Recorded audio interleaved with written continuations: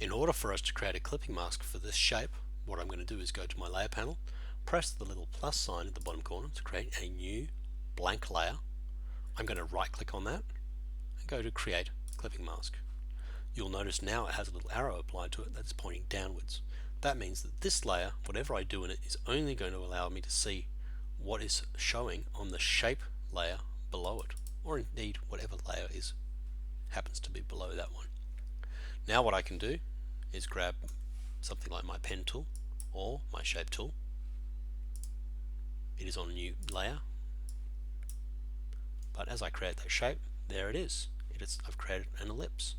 Now you'll notice that this is built in this clipping mask layer, which means that now what I can do is maybe go and change the color and even the stroke, and by moving the move tool I can move that around and manipulate that however I like using the selection of different tools that I have.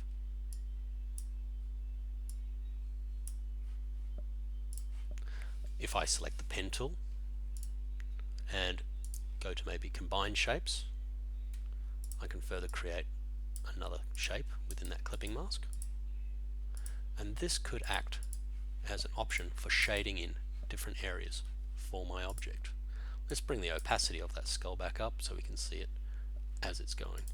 If there's anything I don't like in this, I can once again use my selection tools, select on that layer, delete, manipulate, or do whatever it is that I wish to do. Each area is fully adjustable still, because each area is still either a path or a shape that is vector based, and means that each of these points can still be manipulated individually however we like.